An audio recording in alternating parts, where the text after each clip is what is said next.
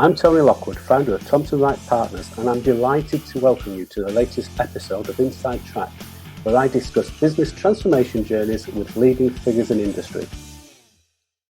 One of the things that I really enjoy about this podcast is the opportunity to talk to different people about their thoughts and their experiences of helping organisations through change and transformation.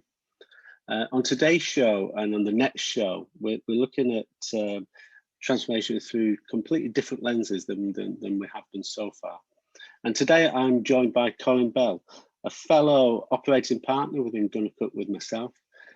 Colin's approach is one of facilitation, and he offers bespoke coaching and consulting interventions to really unlock the individual and group potential.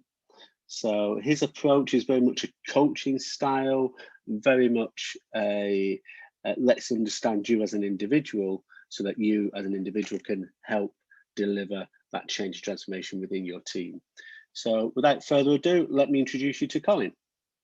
Thanks for agreeing to join us today. Morning. Exposure. We work together within Gunnar Cook, but I wanted to get you on this podcast as I believe that you have a different perspective on change and transformation that I'd like to explore further today.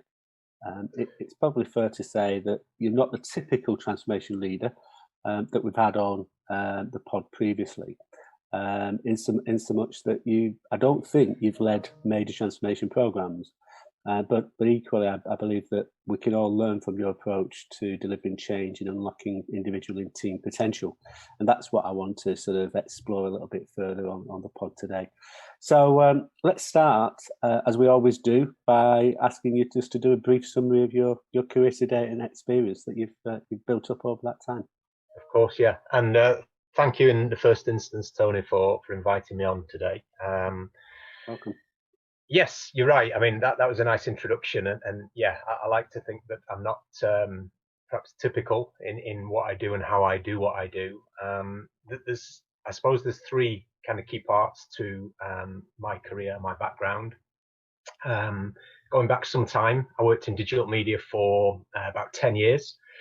I had different roles within that. I was an e-business manager. I was head of online, and then I spent the last 2 years just independently consulting with agencies and clients. And I think within that time, like everybody else, I experienced lots of kind of different changes in the market. And I think the final tipping point for me was, I think it was around 2008.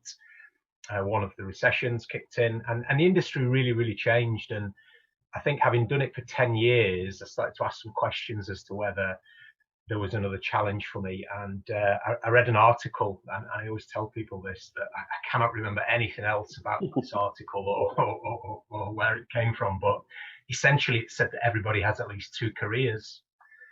And it just really, really resonated with me. And I thought, well, that's quite interesting. And I've always been, ever since I was a kid, I've always been curious and wanting to know more and try different things and see different things and quite unconventional, I suppose. So that kind of percolated away in the background a little bit while the recession was going on and the landscape was changing. So perhaps away from work, I've always been quite a keen cyclist and hiker and like to do things in sport and outdoors. And long story short, essentially the idea was to think, well, if I were to change career, could I combine something I'm experiencing with something that I love?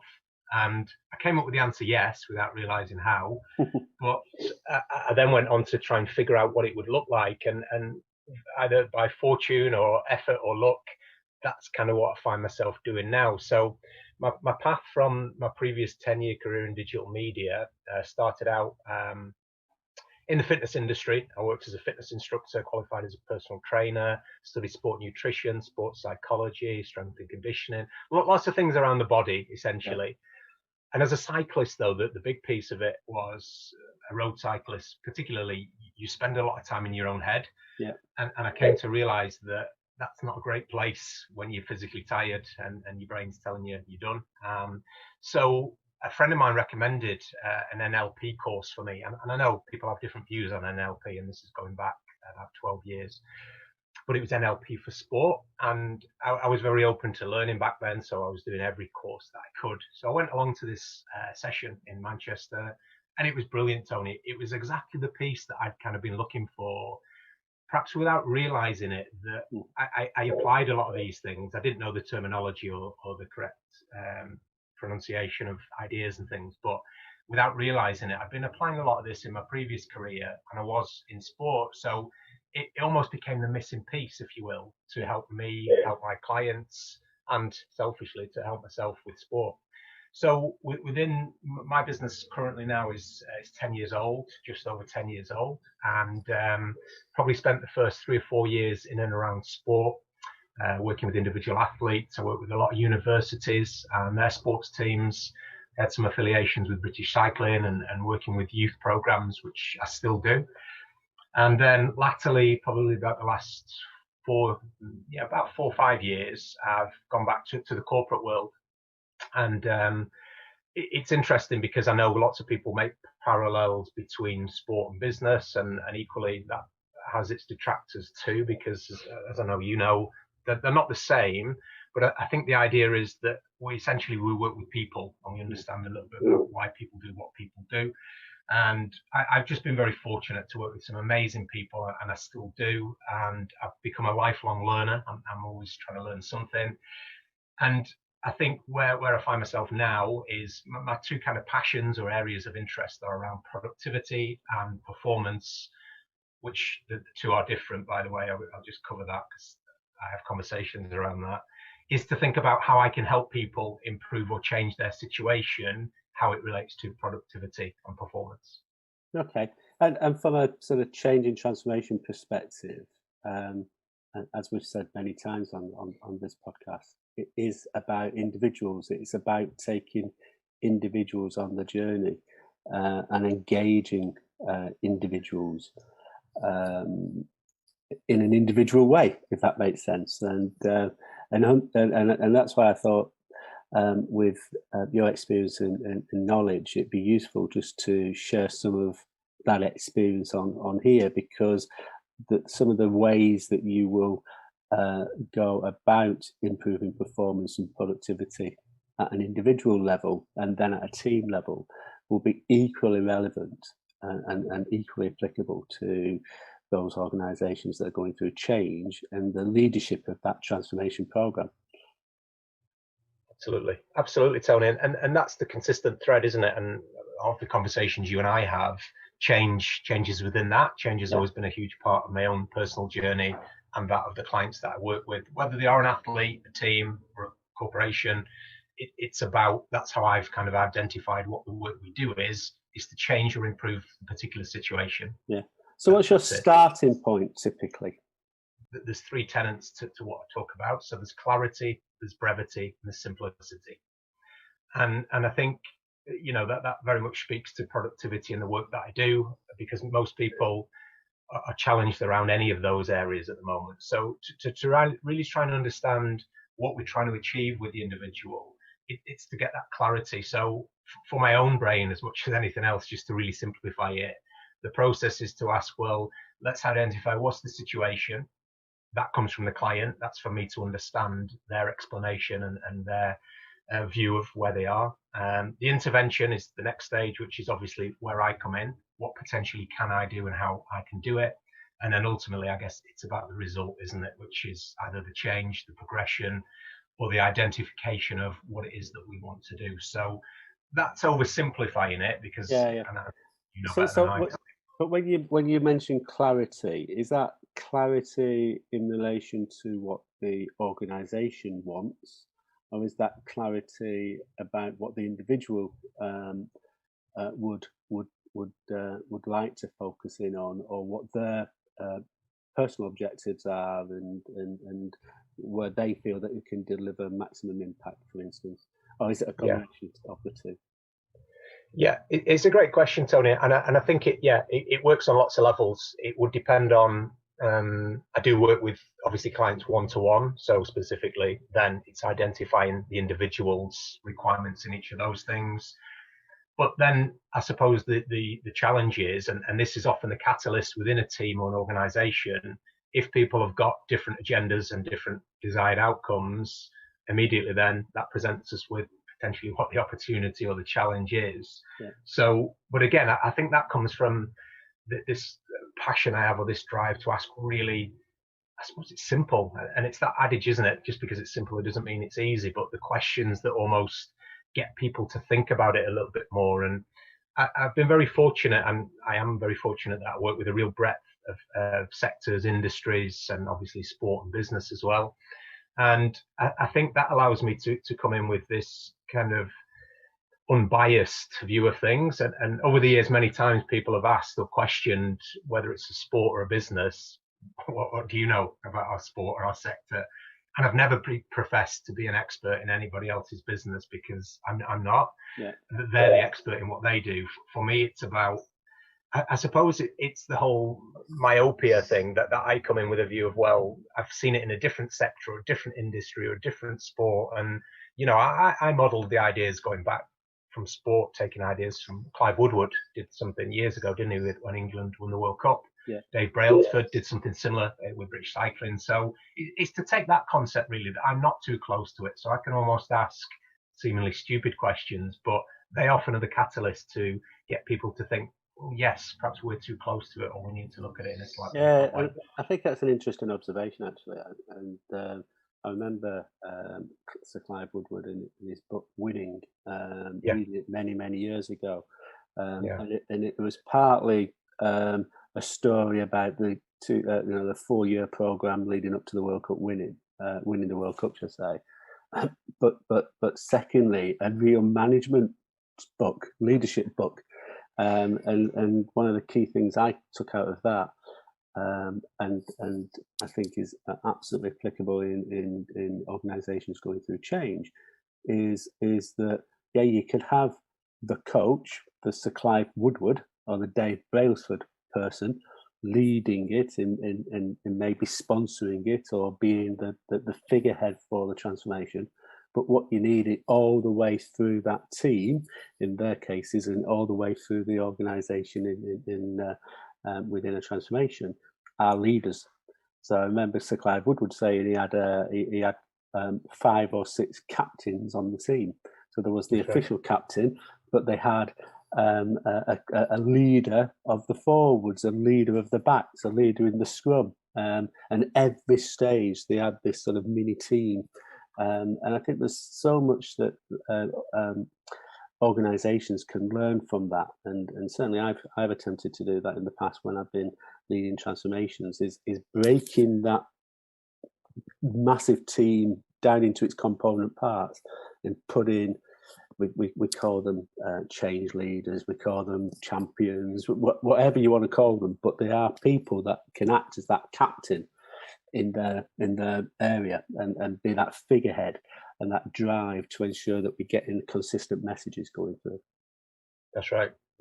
And that's very much, heavily influenced by that particular book. Read that a couple of times, and I suppose because I had an interest and passion for sport, just to share those ideas, not suggesting it's as a linear as let's just try and be them because it worked for them and they won a World Cup, etc.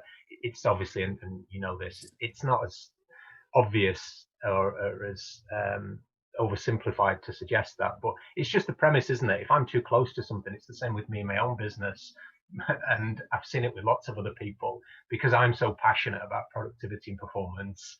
For me to make the assumption that everybody knows and cares the way I do, they don't, and I get that now. I've made peace with that. So, and we're all full of biases, aren't we, as people? That's our nature, that's our psychology. So I think what I've learned about coaching as a rule, or mentorship, having always been a proponent of drinking my own Kool-Aid. So I've always had coaches, I've always had mentors, and everything that I kind of talk to my clients about, either I've studied it in a traditional way, or I've been fortunate enough to experience it with clients or with individuals and learn, in the real world. So it's actually evidence-based to say we've done this with a person or a team and we learned this and it worked for them. So it's an openness, but it's very much a fluid way of working for me. And I think one of the things that I try and do when I work with clients, and again, I'm not saying I'm, unique or the messiah in any way, but I've tried very hard to cultivate an idea that I learned years ago, when I was working in nutrition. I did a program with the NHS around, I think it was to do with diabetes and obesity some years ago. And what struck me about the diet and nutrition industry, which is obviously a billion, I lose track of how many notes are on the value of the industry. But what I learned working with people was a lot of people went through the same process through all these fantastic, programs. Some people had results, some didn't, but generally people yo-yoed. And I worked with two particular ladies going back to this, and they came on this program. They're both good friends. They started at the same point.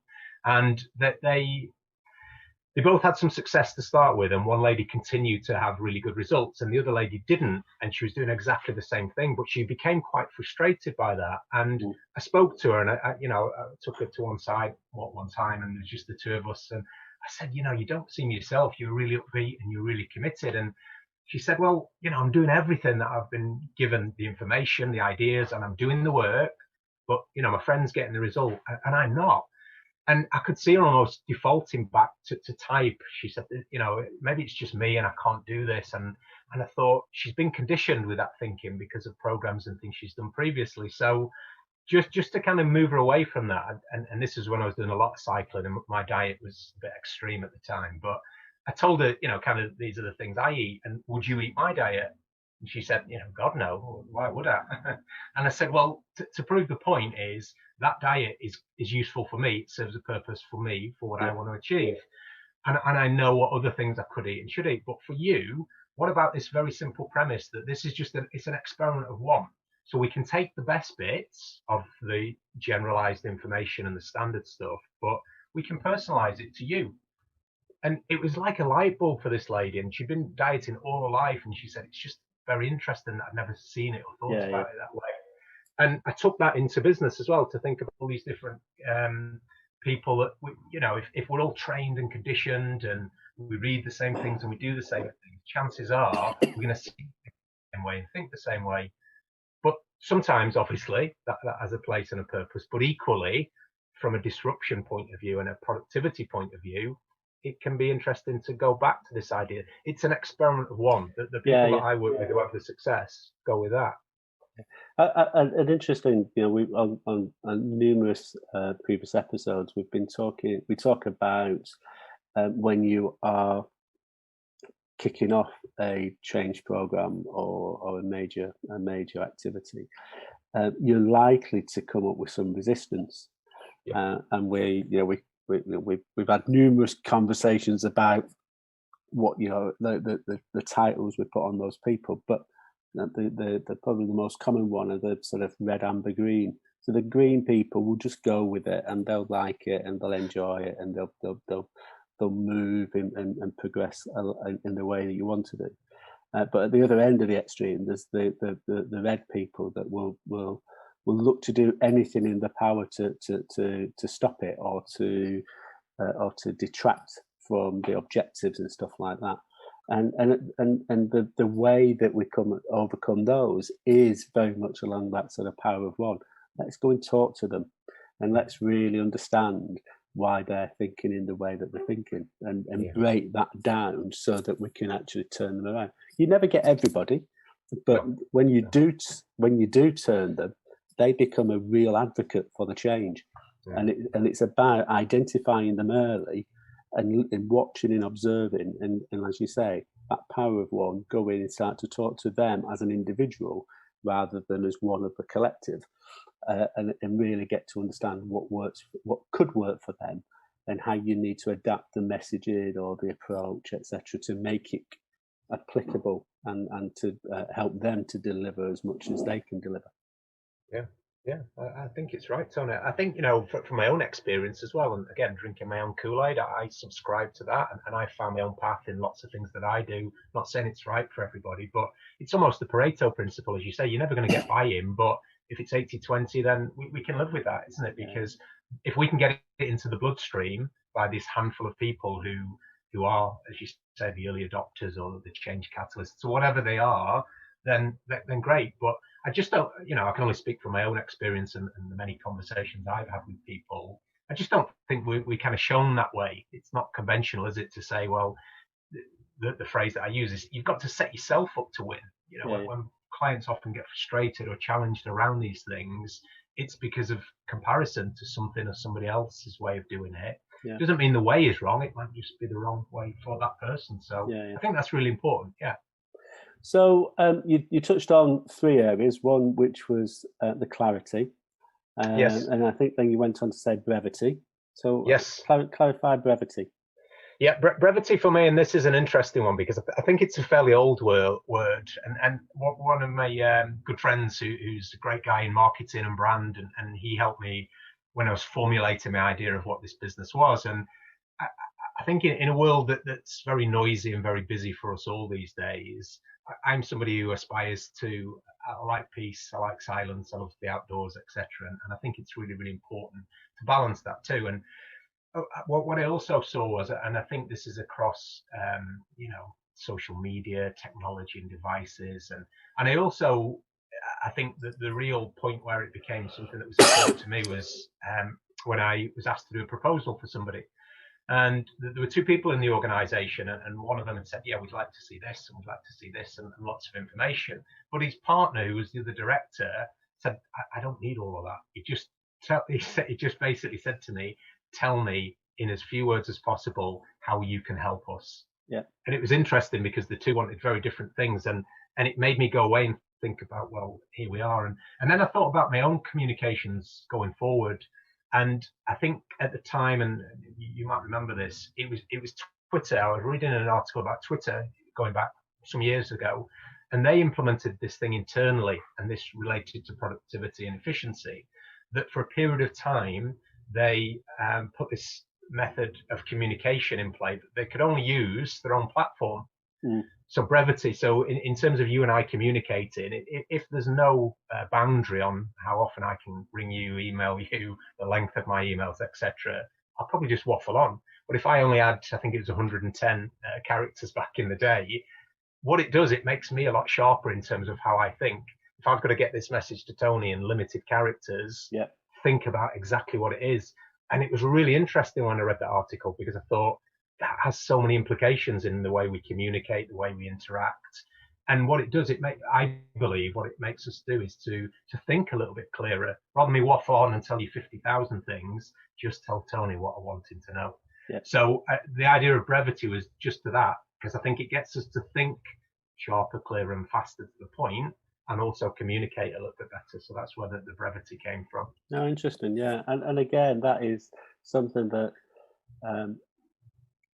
a one-size-fits-all communication process doesn't work. And as it comes back to what we've been talking about already around taking people on the journey on an individual basis. So some people will want a lot of detail to be convinced that that's the right thing to do. Some people just want the headlines and clarity about where we're going. And other people will need a bit of both at different times. And it's understanding that in being prepared to invest the time in the communication, written, verbal, through video, etc., and using all the different media as possible, to get that to ensure that the messaging lands and really gets embedded within individuals as well as organisations. So So what's your view around putting messages out in a very, very simple way, very to the point way, but then how would you suggest, and what experience have you had around getting people engaged in discussion? Because it's usually the discussion that brings the richness out and some of the issues out that you need to overcome. So it's that sort of, some people will call it engagement, other people will call it that sort of that discussional aspect to ensure that, as you say, it's not just one-way communication; it's real communication. Yeah. It's a good question, Tony, and I think I was thinking about this because I spoke to somebody the other day. So I've done an exercise for some years with clients, and I think it came from something I've read about a Google approach to something, whereby from observation, I've often gone and sat in meetings, sessions with teams, just another observer to perhaps watch people's interaction and engagement, etc. Because I've been asked to do that. And what I've done several times with these organisations is to literally just write anywhere between 3 and 5 words on a whiteboard, my key takeouts that I've seen from that session, and really no more than that. That as you kind of ask there, that for me is the catalyst. That's not my opinion. These are either words that really resonated, or we repeated them, or everybody used these words, or I get a sense that these are there. So rather than me try and shape the meeting or the session or the response, because again, I'm not the expert, these guys are, that usually forms a really healthy conversation because it resonates. Because again, and you'll know this better than I, Tony, when they're in the meeting or the session, people aren't, perhaps in the detail because they're covering lots of things, and they move on quickly and there's an agenda. So to refresh and look back and say, wow, this guy's picked out 3 or 5 keywords and that resonates, and it's given everybody then a voice to say, well, look, Tony, here's the word, I don't know, interaction. What does that mean to you? What's your understanding of that? And this goes back to the fundamental principle of what I do. It's just about asking good questions, isn't it? It's not to say you, Tony, should have the answer. What does it mean to you reading it? We could then ask the other 10, 12 people in the team, what's your understanding? So, and I try and do that in my communication and marketing, actually. When I use social media, I don't try and, somebody mentioned to me years ago that, being consistent with the clarity and the brevity and things is just to say, put things out, and it's there just to get people to think about it. It's not me suggesting this is how you should think about it or what it means. It's open, it's very fluid to say, is an idea or is a quote or is a story. It means what you want it to mean, not what I want it to mean. So clarity, brevity. What was the third one? Third one is simplicity. Simplicity. So how do you take that forward within organisations then, and at an individual level? Yeah. So simplicity, it's kind of a paradox really, because simple isn't necessarily easy. Simple is often hard, but it's very similar. It's a consistent thread to the other two, but it's about where there's a lot of noise, it's drilling down. So rather than us as a team, or you and I as, if you're my client, rather than having many things to think about or identify, let's really get to the crux of what is the priority. Let's simplify it. Equally, we can apply it to the process rather than overcomplicate it, which we tend to have a bias toward. Let's just simplify it. Or what is the particular problem or challenge we're having at the moment? It's this, but could it be that? Could it be that? And you know better than I, we can unpack that, go through whys and understand it to get to a point of really the challenge is this. And again, and I know you know this, Tony, is quite often when I have conversations with people from the outset, what they believe or what their perception of the real challenge or issue is, quite often, as we experience and get down the line, it's not, it's something else. So just to get to that point of it's simple in our understanding of it, and it gives us a simple approach to say, what are our next actions? Rather than me go away and be overwhelmed, set yourself up to win and think, right, simple next action steps, this, and this. Are we all clear on it? What does it mean? How do we do it? Yes. Keep it simple. Yeah, I think it's very interesting that, and you can pick up different ideas and different approaches from different areas. And I remember doing a way back really early on in my career, a sales course, and one of the key things that came out of there is that when you're progressing through the sales process, the person that you're speaking to will raise objections, but very rarely will they raise the real objection. They'll raise other stuff, and you've just got to keep peeling back those objections to get to the real one. And you might have to take, and they use the analogy, you might have to strip off 5 or 6 layers of the onion to get right to the core issue. But you've got to do that. It's part of the process, and that's the same in anything, because when we're delivering transformation, actually we're selling the idea, we're selling the vision of the future. It's a sales process, and people will raise objections as you go along, but very rarely will they raise the real objection initially. They'll just throw stuff out which are almost detractors And a lot of times, if you're not careful, is you'll try to respond to that and do lots of work and go down rabbit warrens all over the place to respond to those first areas. And then 3 months later, they'll come back saying, actually, the real issue is X, Y, Z. Yeah, that's right. That's right. And we all do that, don't we? That's just the way we're wired, and we'll do it. I do it myself. If I go and have a session with a coach or a mentor, I've overcomplicated it in my own head. It means this, it could mean that, and there's all these challenges. And brilliantly, he can essentially just ask a very, catalytic or thought-provoking question. And by the end of it, I realised it's not really that complicated, is it? I've just overcomplicated it. So absolutely. But it is. Yeah. It's that having that ability to really get into the detail, and keep probing and stripping back those layers. Yes. And you'll get to the core issue. And certainly, I know in my career that some of the biggest successes I've ever had around changing people's, real negative people into the biggest advocates of the program. It's when we've been able to do that and get down to the real core issue. You then resolve the core issue, and they become the biggest advocate. That's interesting. Yeah. Okay, so we tend to ask two core questions, really. I think it'd be. I suspect I might know the answer on the first one. Transformation programs, change in any arena, but in organisations in particular, can be quite stressful.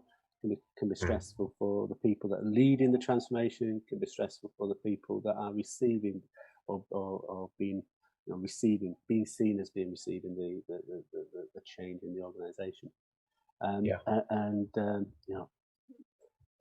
There's lots of the impact of stress can be significant, as we all know.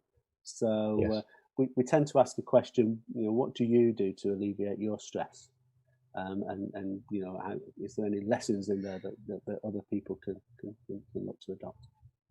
Yeah, it's a great question, and I completely agree. It can be very stressful going through that myself, so I can see it from both sides as a business owner and a coachee, because we're asking people to be uncomfortable, aren't we, essentially, and quite vulnerable at times, which for a lot of us is the last place we choose to go. But that's where the growth comes. So the discomfort is there, and I've had to learn that too. So in terms of my own kind of detachment and how I switch off, as I said before, outdoors for me, I don't tend to ride my bike as much as perhaps I used to.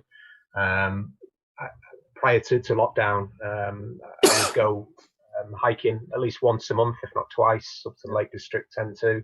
And I would do that with a client who's become a very good friend as well now. So it was kind of work, but it wasn't work. But it was just that space to think and switch off. And obviously you've got no phone, and I wouldn't have a phone anyway. And exercise is a really key part of what I do, for my own sanity, if nothing else, and routine and structure. I read a lot, and I like movies. And I think it's just, I'm one of these people, and I know it sounds pretty trite to say, but I genuinely love what I do. And in some ways, part of my own stress management is doing what I do, because I understand things a little bit better. But generally, exercise, getting outside, and spending time with good people and having good conversations really is the only formula. I think it's interesting. So many people, when we ask that question, the common theme or the common themes are exercise and getting back into nature, and obviously combining the two is what most people do. Walking, cycling, running are the most common responses to that question, to be fair. Yeah. Well, the biology is there, isn't it? The evidence is there. The science supports all of those things, psychologically, biologically, as to why all of those things. And I think nature, because it's just primal, it's part of our evolution, isn't it? So to connect with, you say, trees or water, why wouldn't we do it? And we're very blessed, aren't we? Particularly in the Northwest. So why not? Absolutely. So final question then, we ask everyone, if you had to have one core takeaway that you would, in every situation, always look to sort of apply, one core lesson, what would that be? It's a great question, and I get asked this a lot, actually. I got asked the other day for some takeaways. Can I cheat and give you two? You can do. I might edit one of them, but yeah. I'd give you 2 just because I think I've mentioned them anyway. So just as a recap, number 1 would have to be ask better questions. Yeah. From young people that work within sport, to my own little boy, to me, to all of us. I think that's so important at any level in anything that we do. And the other one, as we've spoken about, it's just that idea: set yourself up to win. Set yourself up to win on a daily basis. The way you think, what you do, you're so much more empowered if you set yourself up on your terms. So those would be the 2 that I think I've seen the most impact and benefit for clients to take away. Yeah. But it's interesting on the second one as well. I've just been being accredited or going through the accreditation process to be a GCologist, which is looking at the GC Index, which is a tool that helps people as an individual to understand where they can deliver maximum impact in an organisation and where their energies are. And then relates that into the team environment and the organisation perspective. So yeah, totally agree with that. It's if you can set yourself up to succeed, you're in a good place. Yeah, and I think people can do it. I think if we buy into other people's expectation, again, we're not leveraging our own ability, because you or I can have a really good day on our own terms, can't we? If I decide to be happy today and have a good day, I can, but very simply. So. And we've all come across those people that choose the other way, and it's of course, and it's frustrating, isn't it? So, yeah, it is. So if we can all go into the new day thinking that I'm going to make this my best day, then I think we all live a happier life, don't we? Agreed. Yeah. Well, thank you very much for your time, Colin. That was really good. I think, as I say, it was, as I said at the start, it was always going to be a different type of show, this one. I think you brought out a number of different ideas that people can apply when they come across the challenges that we live night and day with as we deliver transformation. So thank you very much. Brilliant. No, thank you, Tony. Good to speak to you. Brilliant. Thanks, Colin. That was really good. I'm really grateful to have a completely different view on the way to deliver change and transformation and unlocking the potential of the individual within the change and transformation team.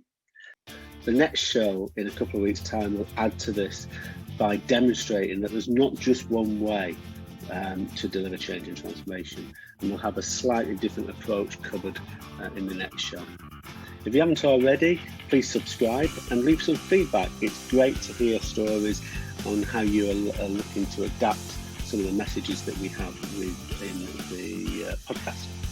And if you haven't already, take a look at the Transformation Leaders Hub. We've just moved on to a new platform, really engaging platform that allows you to really build connections with your peer group and other people that are living and breathing change and transformation. So take a look at that if you can, and it'd be great to take us up on our offer of a free trial and experience it to the full for 30 days completely free. With that, thank you very much again to Colin, and I look forward to seeing you again in 2 weeks. Bye.